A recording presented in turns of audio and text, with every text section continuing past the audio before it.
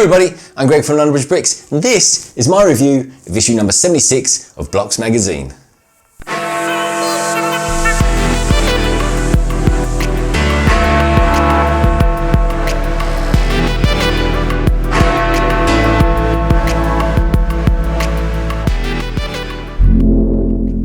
So here we have it then, a new magazine for the channel. I've got to thank Blocks magazine for actually sending me this, but of course all my views for this review are my own. So anyway, starting at the top here, we've got the LEGO Marvel Mechs there with Captain America. That's a pretty decent mech, I tell you, because I'm actually collecting these at the moment. I think they're pretty good. But anyway, we'll find out a little bit more about them and what Blocks think about them later on in the magazine. We've got the Mando mod build, got a chance to win here, the largest ever LEGO set, which is this, of course, the Roman Colosseum.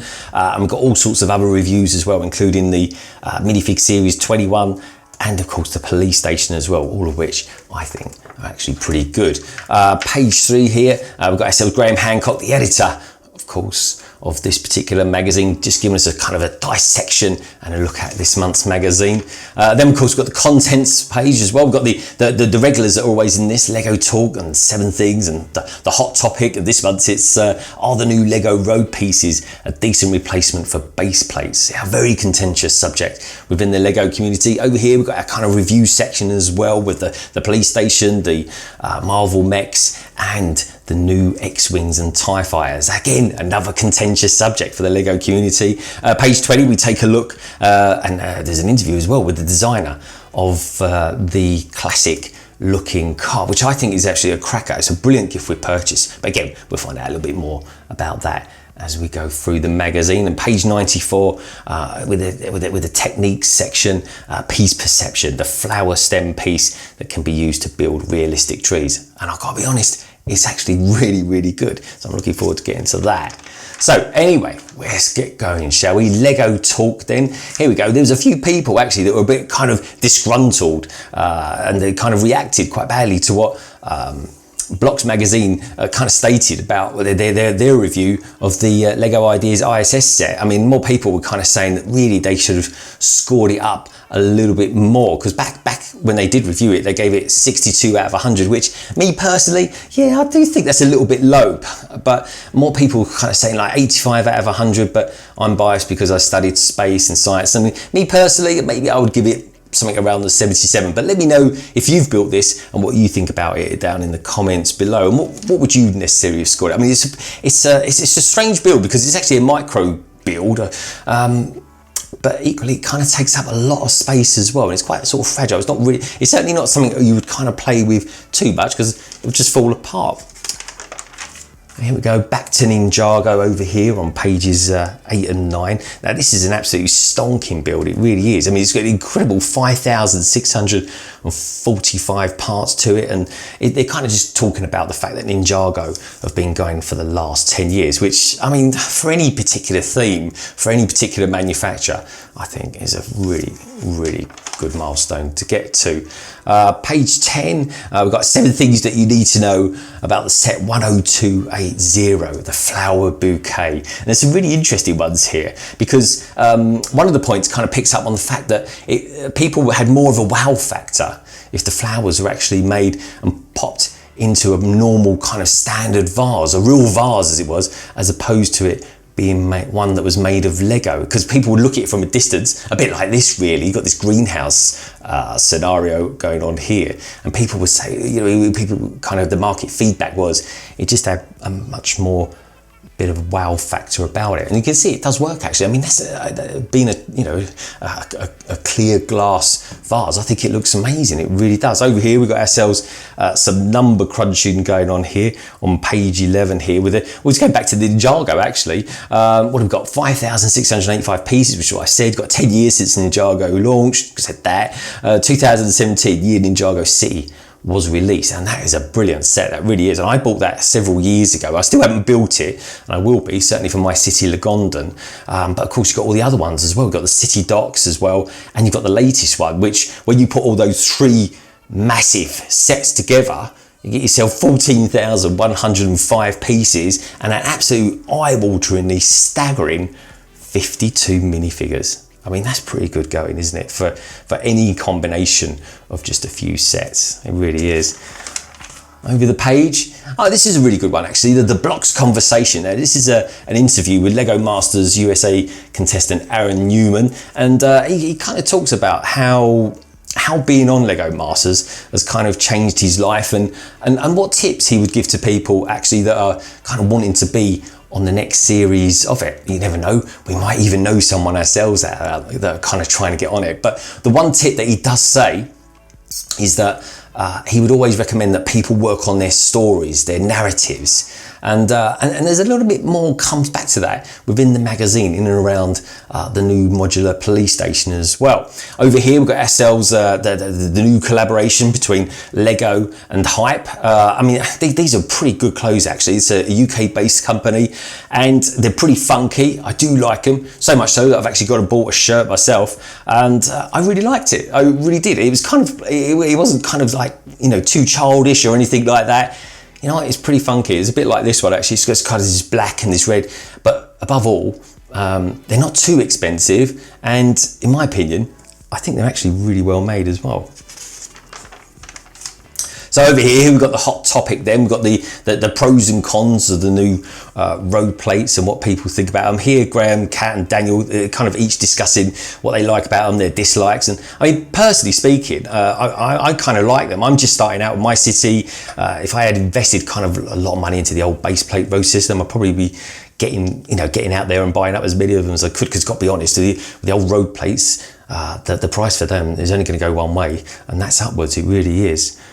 Page 15 over here, we've got a good article here, the 33rd Ideas set, the blacksmith. I mean, I haven't actually built this blacksmith, I've not even really seen it in all honesty, but everyone I know who's built it says it's absolutely brilliant. I've seen some great reviews for it, everyone all round seems to like it, and it's just a case of, for me personally, how would I get it to fit into a city of mine? But anyway, it's a great article. Page 16, and we're looking at some Friends sets. Now, normally speaking, I would never read anything like this. I'm not sort of dissing Friends or anything like that. I've never really been that interested in it. But you know what? This look at the recent sets. I mean, this looks really good. I mean, the cinema looks good. It's lovely. It's vibrant. It's colourful. But also as well, recently I've bought 3 Friends sets, but you'll have to watch my LEGO hauls to actually see which ones of those I've bought. But I do have, and I'm just kind of throwing it out there now, a Friends, a themed Friends LEGO live stream coming up in the first couple of weeks of March. So do look out for that.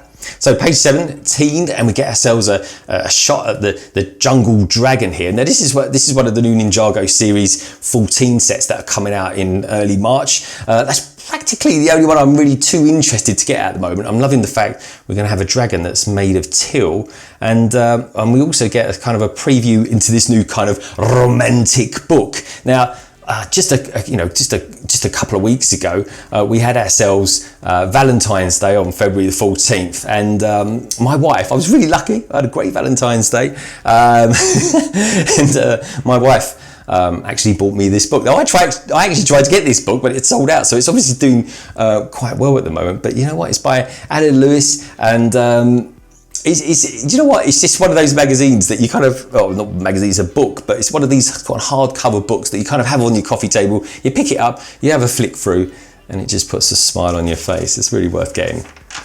So over here, we've got the top 10 LEGO Ideas winners. Graham takes a look back at the past LEGO Ideas winners. This is kind of a bit of a build-up really to the vintage car. Now there's a couple here that I think are absolutely brilliant. I really do like them, and this is I like, well, personally, straight away I like number 10 actually. I've just recently kind of acquired the James Bond DB5, but this one I absolutely adore. I really like this. I love Lotuses anyway, but you got the James Bond Lotus Esprit there by Wet Nelly from the movie The Spy Who Loved Me. And then over here, now this, I mean, this is absolutely, but this is what LEGO's all about, the imagination.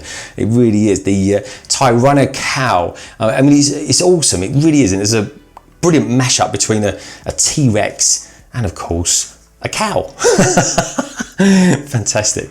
But over the page 20 and 21, we got ourselves an interview with Arnie Janke, and he's the LEGO fan designer who brought us the Adelson, and that's definitely worth a read. It really is, folks. And this is one of the kind of the best gift with purchases that I've come across. It really is, and I've got one recently. I'm even thinking about reviewing it myself, but if there's one thing for sure that I do want to do, and that's keep it. Now, quite often I actually sell on my gift with purchases or something like that, but this particular one I think will not only look good in my city, I think it will go particularly well with the diner as well. But let me know if you've actually built that one and kept it too. So over here, and we take a look at the Blogs magazine interview with Brian Slevin. Now, this is for the Richmond, Virginia RVA lug, and he gets to ask a few questions about the lug and how they came to be and how many members they have and how COVID has affected their members, especially when the Brick Fair Virginia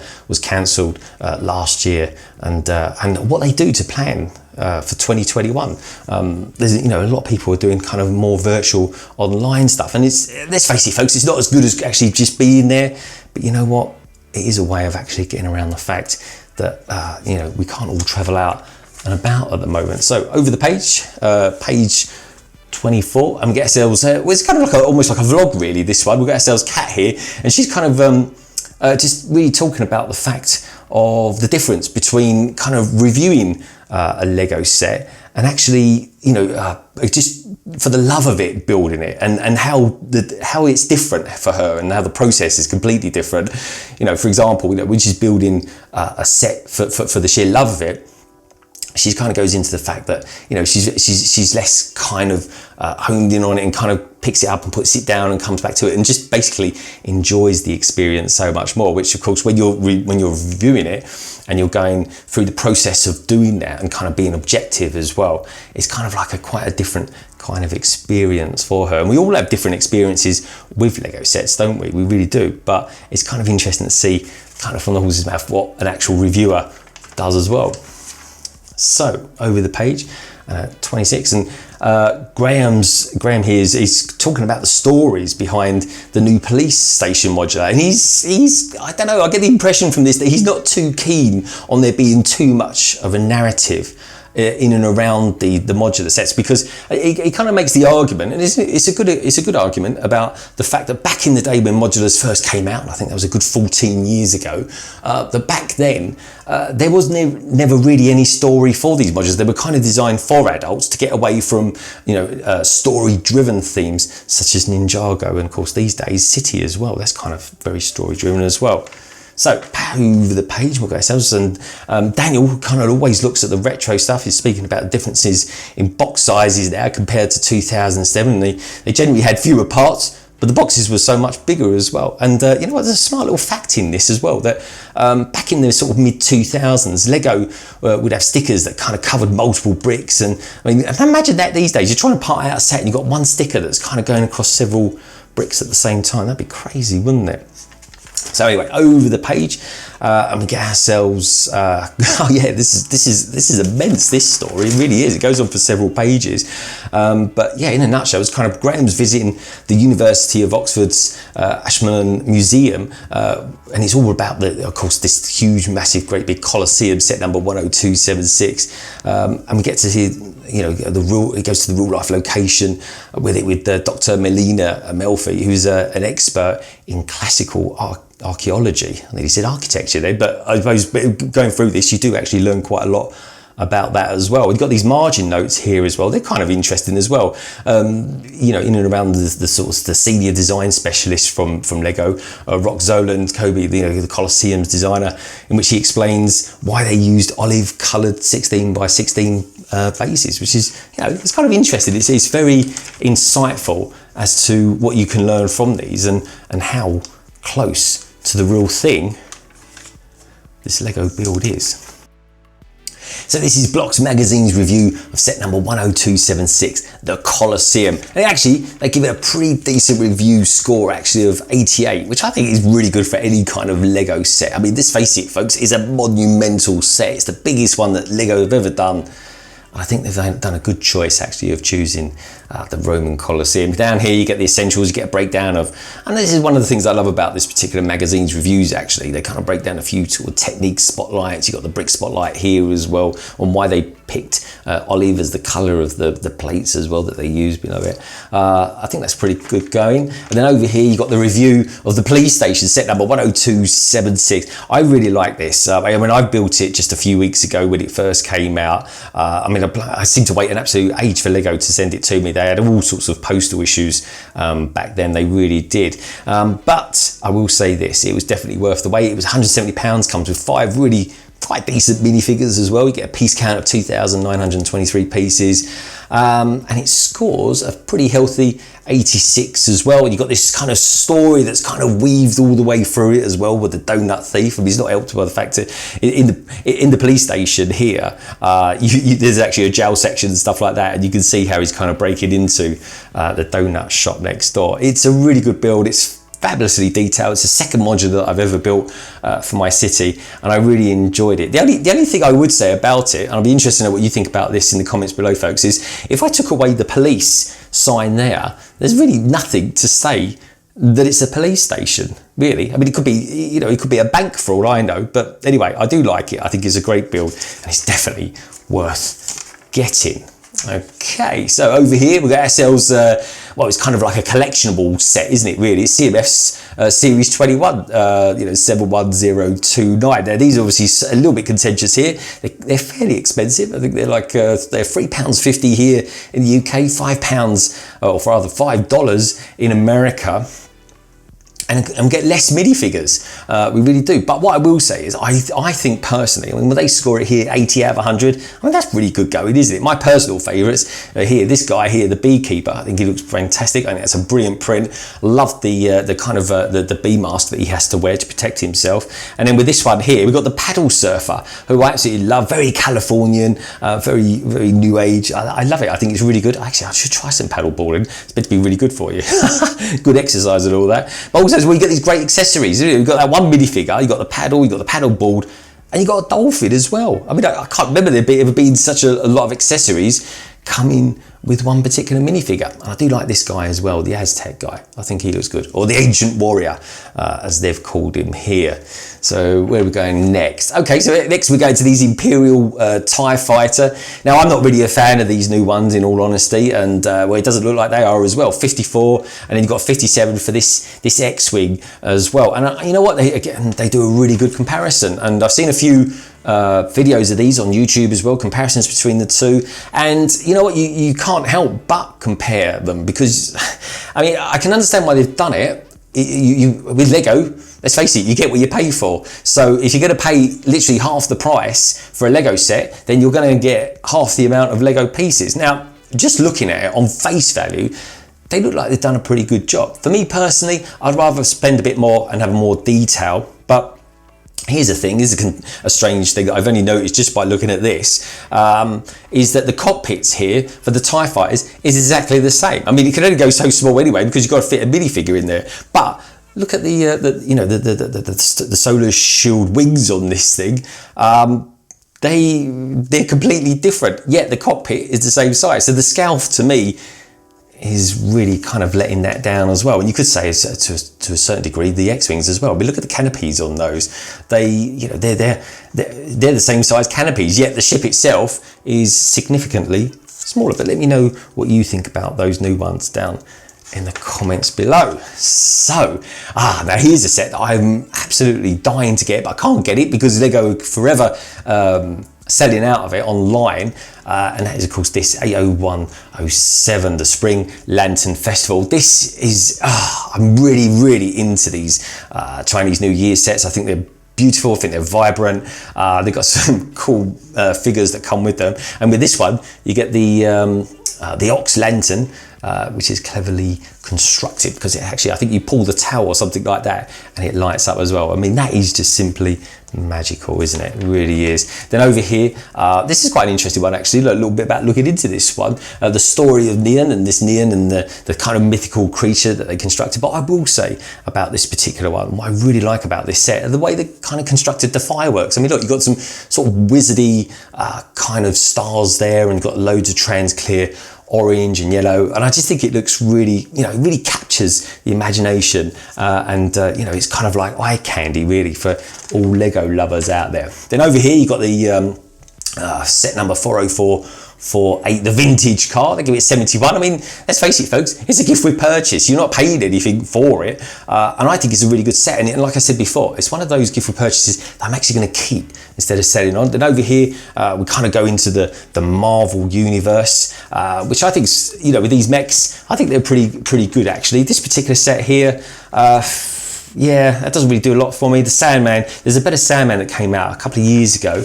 And this, I built the Thor set only like last week. I thought it was a really good set. I really enjoyed the character of Thor as well, the minifigure of him, and it's cracking. And you've got a couple of stickers there for the, the kind of made up Molyneux. But I liked it. I thought it was a well thought out mech. You got the Molyneux that actually connects there to his left thigh. I think that's quite clever. Got the Miles Morales mech armor. They score this up a little bit on 74, and that's basically down to the fact that what you get with this set is, with a mech, I don't actually think the mech's all that. It's got terrible feet. I mean, they're so skinny. I mean, they're like skis. It'd be fine up on a mountain, but I think running around on the street pavements would be a nightmare for him. But anyway, what you do get for this is an absolutely astonishingly, no, actually, I'm going to say spectacular Spider-Man minifigure. Then you got this set here. This is bonkers, this set. I mean, they score it quite low. I mean, on the face of it, I think it looks quite good, but for me, it's kind of overpriced, even though the piece count is pretty good on it.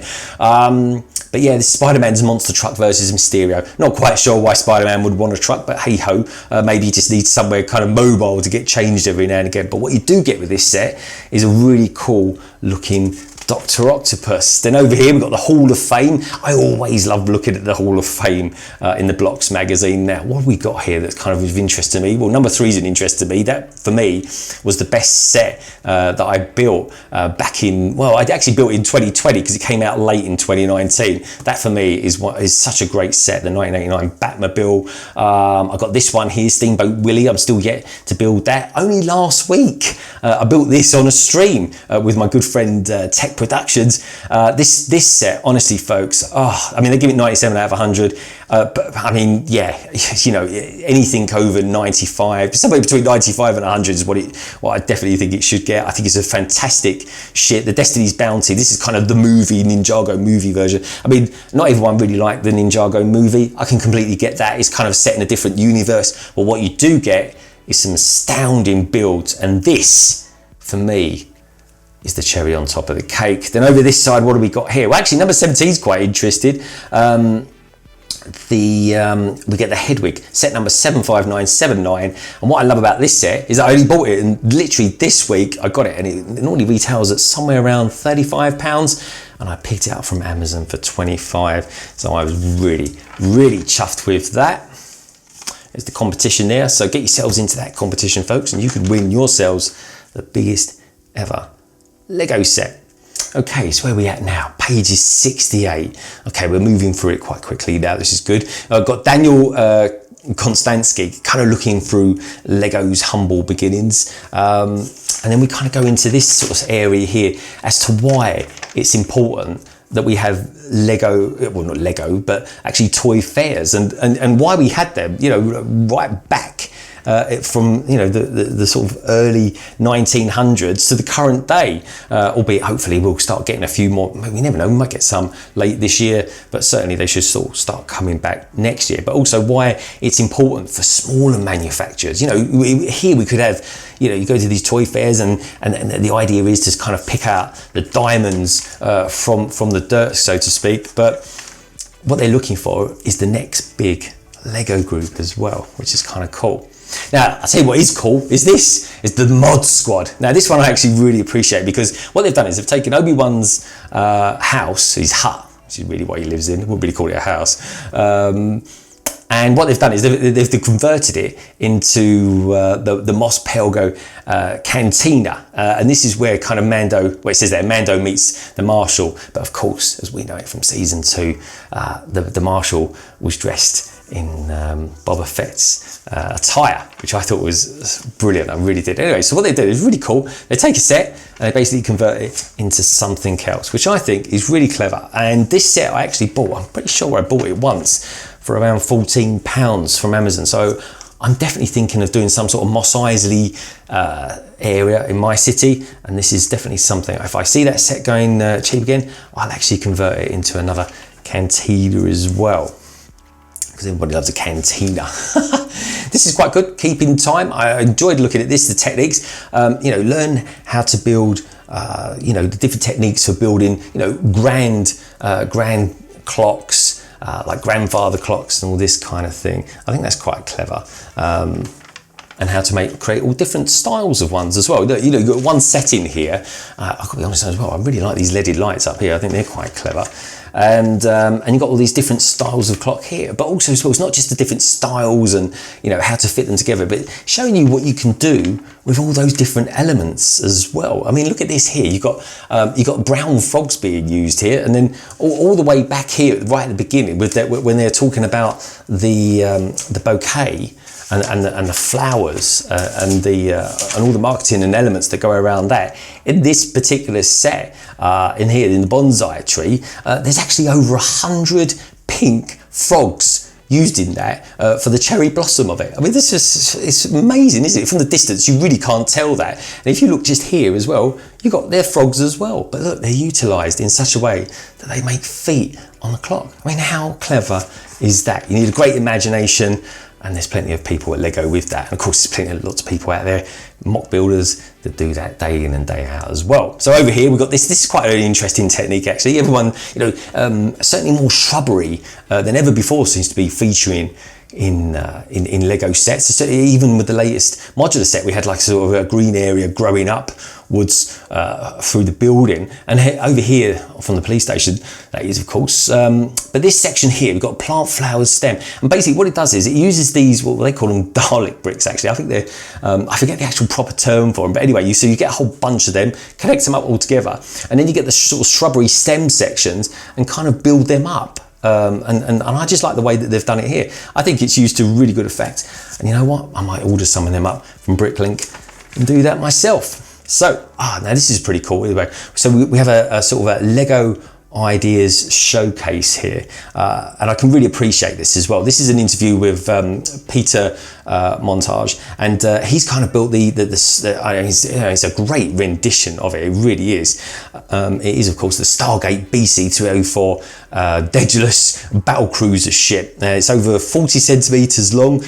It's just over. I kind of looked at it today, and it's just popped over the 2,000 in support, and I've got to be honest, it does look really good. And of course, we all know that LEGO are very much licensed to the likes of Star Wars, but this I think is quite worthy, and you never know, they might come up. They could use LEGO ideas as being a way of kind of getting around that as well. But that's definitely worth getting over to the LEGO ideas site and giving this some support. And you know what, I'll leave a link to it down in the description below. But one other one I will mention while I'm here is this one here, Marine Life. Check that out. That's actually been this week's staff pick, and it's really clever. It's not actually, it doesn't use that many pieces, albeit it used some massive pieces there for the kind of the water, the giant jars as it were, and that is really clever. It's almost mythical.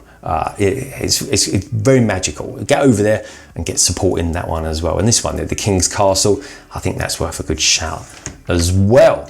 Anyway, so from LEGO Ideas, of course, showcasing those, and we've got these mock builders here, and these are phenomenal. They really are. I mean, I'm loving this here.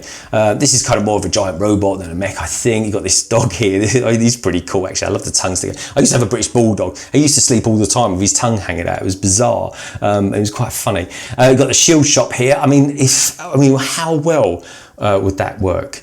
With the latest blacksmith shop? I don't know, that would be brilliant, wouldn't it? You could actually start like a road or something like that, like some old town from Londinium and back in the day. But this particular one here, I think this is amazing. This is a giant balloon, and who came up with this one then? So it's called the Fiesta Balloon, fantastic name for it, and it's by a guy called Peter Strieg. I think it looks amazing, it really is. I mean, the construction of it, like all amazing constructions that LEGO seem to come up with, and other mock builders these days, is that they use a very articulate Technic chassis, and then they construct plates and the rest of the Lego system in and around it. I think this is absolutely gorgeous. I would love to actually own something like that. I think that would look brilliant, especially flying over your city as well. It's colourful, and you know, you could always just turn it around, especially if this particular section twisted round as well. And then you kind of looking at different colours.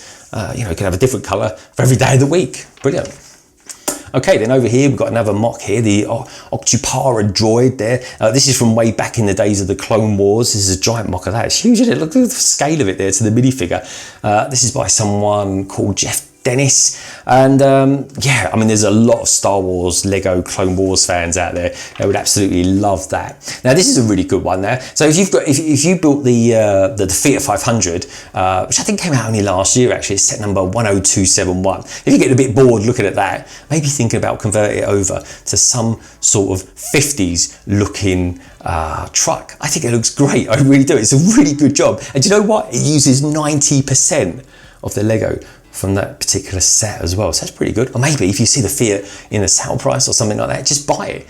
If you've already made the Fiat, and build this out of it. It's really, really clever. I like that. And over here we've got this guy here, Kelton Collins, who's done this. Yeah, he did actually come out in the 1940s. It's this locomotive here, and it looks beautiful. It really does. I'm liking all the greebling around it as well. I think that looks astonishing. Really, really good. And then over here we have a look back an old theme called racing, and this racing was actually a sub-theme from the classic town, which of course we know it as today as Lego City. But you got these. I mean, I definitely had several of these sets. That's for sure. They were kind of really basic kind of racing kind of sets, but you know what, they were fun. They were kind of ones that you could, you know, throw your cars around and drive your cars around, you know, your living room, and you know, you drive your parents crazy with them as well. But I love the fact that you got Octane here, who they must have been around forever, Octane, but they're by far the prominent sponsor here. We get some, you know, kind of insightful looks at it from Chris and Daniel as well. Got some more sets here as well. Set number 6395, Victory Lap Race Day. It looks brilliant, doesn't it? I mean, there is just everything there for kids to have absolute hours of fun. It really is. And I'm loving this little set here. Look at this. It looks like Evil Knievel driving that car. It really does. But you know what? It takes you like just a couple of moments or so just to build something like that. You know what? Kids can have absolutely oodles of fun with them, they really can. Over here we've got the classic race car. So what Daniel's done is taken set number 6605, which is, I mean, look at it. I mean, I definitely had this particular figure. I remember that, the blue stripe with the red and white on it. I think it looks fantastic. And what they've done is he's taken that set and then he's just applied new elements to it and kind of given it a kind of a breath of fresh air, reimagined. I mean, look at the difference between this here and this here. Yeah, you've done a really good job there, Daniel. Nice one. I like that. I might even build it myself. Okay, so over here we've got some LEGO events that are hopefully coming up this year. Of course, there are virtual events as well, folks, so do look out for them. It's all kind of, you know, really important that we kind of support the LEGO community as well as much as we can. And you know what? They're interesting. You might definitely learn something. Now, something you definitely learn from is the Blocks BRICTIONARY as well. There's always interesting acronyms there that you need to know. There's some I've talked about earlier on there, GWP, gift with purchase. You know, someone who's new to LEGO reading all this kind of stuff won't even understand what it means. Half of it with all the acronyms that we've got there. Anyway, and then got From the Vault as well, nearly at the end of the magazine review now. And it's Graham Hancock here, looking back at the days of when there were the Clone Wars was like this, you know, the new big cartoon back in the day. But also as well, LEGO kind of changed it up a little bit and gave all these kind of extraordinarily large anime eyes, and how people kind of reacted to that, because they do look a bit odd, don't they? It's certainly completely different to the standard of today. And even though it wasn't necessarily welcomed back in the day, I think today people kind of appreciate them more because they are just different.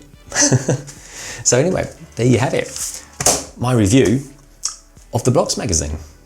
Thank you for tuning in. If you've enjoyed my review of Blocks magazine, then please do give the video a thumbs up, and you can follow the channel on Instagram and Twitter. And if you happen to be new around here, then why not hop on and subscribe and become a big part of the LBB family. I'll leave you now with some videos that I think you might like.